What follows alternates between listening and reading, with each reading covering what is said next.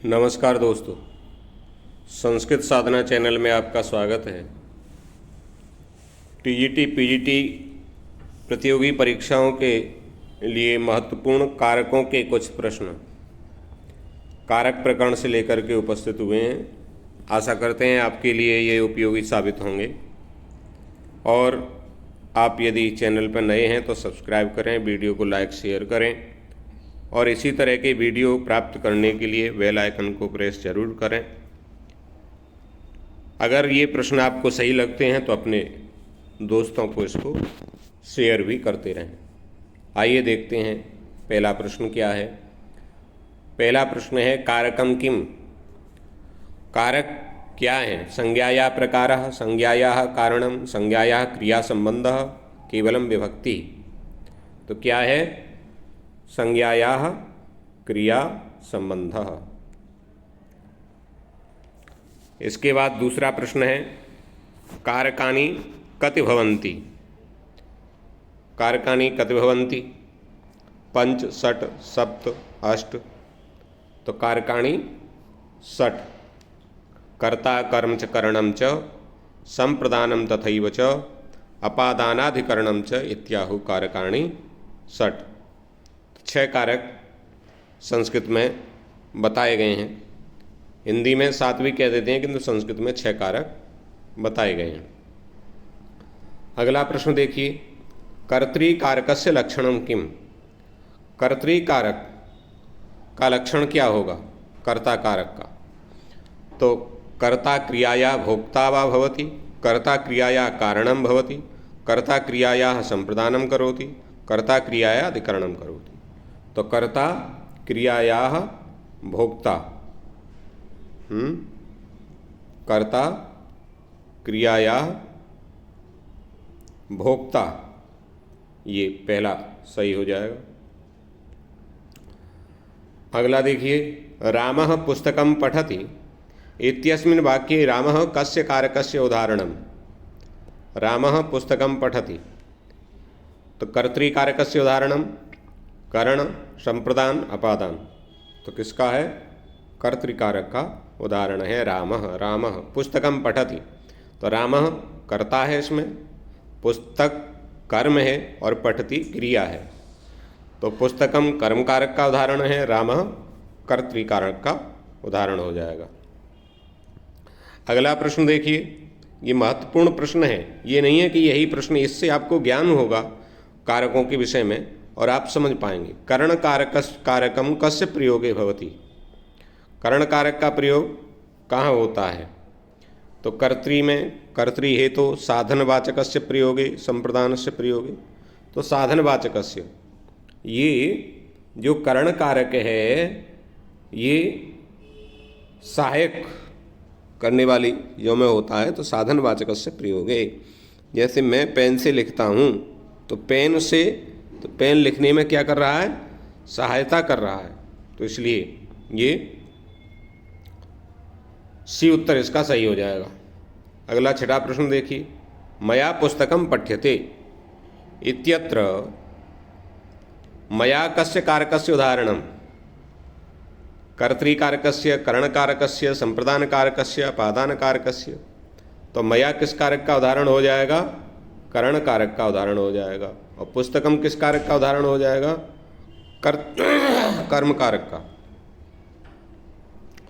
अगला प्रश्न देखिए, गृहात् निर्गच्छति इत्यत्र गृहात् कस्य कारकस्य उदाहरणम।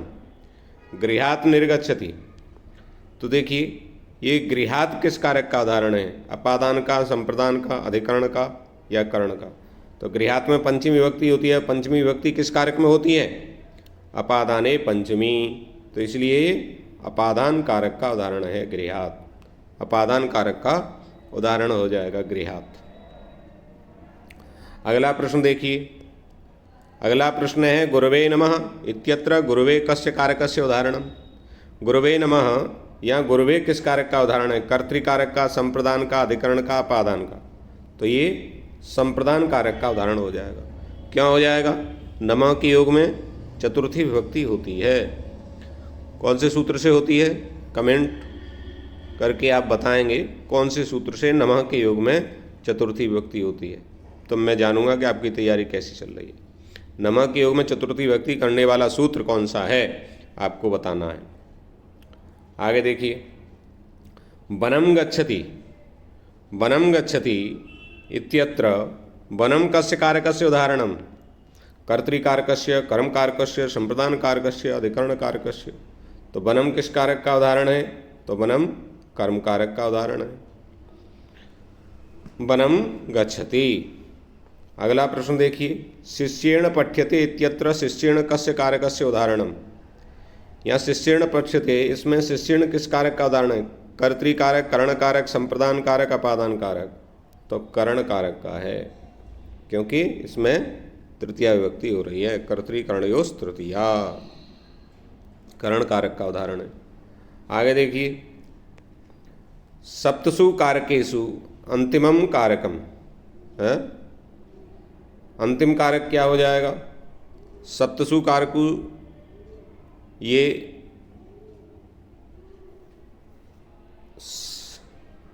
सप्तसु नहीं, कारकेषु अंतिमम कारकम किम। तो कारकों में अंतिम कारक कौन सा है? कर्तृ, अपादान, अधिकरण या संप्रदान। तो ये अधिकरण, अधिकरण इसका उत्तर सही हो जाएगा। ठीक है, षट्सु कारकेषु अंतिमम कारकम किम, ऐसा प्रश्न होना चाहिए था, सप्तसु गलत अंकित हो गया। आगे देखें, सिंहात भीता बाला धावती इत्यत्र सिंहात कस्य कारकस्य उदाहरणम। सिंहात भीता बाला धावती, तो यहाँ सिंहात किस कारक का उदाहरण है? अधिकरण का है, संप्रदान का है, अपादान का है, किसका है? तो सिंहात भीता अपादान कारक का उदाहरण है सिंहात। किंतु ये अपादान कारक इसमें हुआ क्यों? भीता बाला धावती, सिंह से डर कर के बालक दौड़ रहा है, तो यहाँ अपादान कारक क्यों हुआ? यहाँ एक विशेष सूत्र है, विशेष सूत्र है अपादान कारक का, वो आपको ध्यान करना है कि भयभीत जिससे होता है व्यक्ति, उसमें अपादान कारक होता है। तो कौन सा वो सूत्र है? भीत्रार्थानाम भय हेतु। ठीक है, तो आप भी ये सूत्र सब कमेंट में लिख के बताइए कौन सा सूत्र है। अगला प्रश्न देखिए, रामस्य गृहम सुंदरम अस्ति इत्यत्र रामस्य कस्य उदाहरणम। राम का घर बहुत सुंदर है, इसमें रामस्य जो है ये कौन सा कारक है? तो ये अधिकरण, संबंध, संप्रदान, अपादान। तो वही संबंध, ये हालांकि कारक नहीं है। कर्ता कर्म च करणम च संप्रदानम तथैव च अपादानादिकरणम च इत्याहु कारकाणि सत्, कारक संबंध नहीं आता है। ठीक है, तो यहाँ संबंध में षष्ठी विभक्ति हो रही है। आगे देखेंगे, शत्रुभ्य भयम अस्ति इत्यत्र शत्रुभ्य कस्य कारकस्य उदाहरणम। कर्तृ, संप्रदान, अपादान या अधिकरण। तो शत्रुभ्य यहाँ कौन सा हो जाएगा? अपादान हो जाएगा। क्यों हो जाएगा? शत्रुभ्य भयम अस्ति, शत्रुओं से भय है। तो यहाँ कौन से सूत्र के द्वारा अपादान कारक होगा? अभी मैंने थोड़ी देर पहले आपको बताया था, ध्यान से आपको कमेंट में लिख करके बताना है कौन से सूत्र से शत्रुभ्य भयम अस्ति, यहाँ कौन सा कारक होगा, अपादान कारक कैसे होगा। राजा सभायाम अस्ति इत्यत्र सभायाम कस्य कारकस्य उदाहरणम। तो ये कौन से कारक का उदाहरण है? कर्तृ का, अधिकरण का, संबंध का, अपादान का। तो सभायाम अधिकरण का है। सभायाम किस विभक्ति का रूप है? सभायाम किस विभक्ति का रूप है, ये आप कमेंट में हमें बताएंगे। सभायाम किस विभक्ति का रूप है, कमेंट में जरूर बताएं। आगे देखें, तेन कार्यम संपूर्णम इत्यत्र तेन कस्य कारकस्य उदाहरणम। तेन किस कारक का उदाहरण है?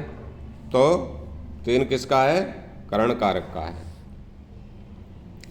आगे देखें, शिक्षकः पाठशालायाम अस्ति इत्यत्र पाठशालायाम कस्य कारकस्य उदाहरणम। शिक्षकः पाठशालायाम अस्ति, तो ये पाठशालायाम किस कारक का उदाहरण है? अधिकरण का है, संप्रदान का है, अपादान का है। तो ये अधिकरण कारक का है। पाठशालायाम, पाठशालायाम ये सप्तमी विभक्ति का एक वचन है। कौन सा? सप्तमी विभक्ति का एक वचन, पाठशालायाम। और शिक्षकः क्या है? ये कर्ता है। अस्ति क्या है? क्रिया है। पाठशालायाम क्या है? अधिकरण कारक है। सप्तम अधिकरण च, अधिकरण में सप्तमी विभक्ति होती है। अगला प्रश्न देखिए, गंगायाः जलम निर्मलम अस्ति इत्यत्र गंगायाः जल कस्य कारकस्य उदाहरणम? अधिकरण, संबंध, अपादान या संप्रदान? तो ये भी संबंध में यहाँ षष्ठी विभक्ति हो रही है। कारक तो नहीं कहेंगे संबंध को, क्योंकि संबंध कारक में नहीं आता है, किंतु सप्तमी विभक्ति यहाँ षष्ठी विभक्ति संबंध में हो रही है। हिंदी में इसको कारक मान लेते हैं, इसलिए हिंदी में 7 कारक मान लेते हैं। गायत्र्या जपः कृता इत्यत्र गायत्र्या कस्य कारकस्य उदाहरणम? तो ये किस कारक का उदाहरण होगा? तो ये करण कारक का, तृतीया में गायत्र्या बन रहा है। आगे देखिए, अधिष्ठाने कर्माणि संपाद्यन्ते इत्यत्र अधिष्ठाने कस्य कारकस्य उदाहरणम? तो यहाँ अधिकरण कारक है अधिष्ठाने में, और अधिकरण कारक जहाँ होता है वहाँ कौन सी विभक्ति होती है? सप्तमी विभक्ति होती है। कौन से सूत्र के द्वारा होती है अधिकरण कारक में सप्तमी विभक्ति? सप्तम यधिकरणे च। अधिकरण कारक में सप्तमी विभक्ति होती है, इसलिए अधिष्ठाने, ये सप्तमी, जैसे रामे ऐसे ही अधिष्ठाने सप्तमी विभक्ति का एक वचन है। तो इस प्रकार से ये 20 प्रश्न की एक श्रृंखला आपके लिए कारकों से संबंधित मैं लेकर के आया, जिससे कारकों का ज्ञान आपको हो, किसके योग में कौन सी विभक्ति है या कौन सा कारक है, ये सब आप विधिवत सीख पाएँ, अध्ययन कर पाएँ और इसको तैयार कर पाएँ। तो इसे अच्छे से तैयार कीजिए और दोस्तों को इसे शेयर कीजिए। धन्यवाद।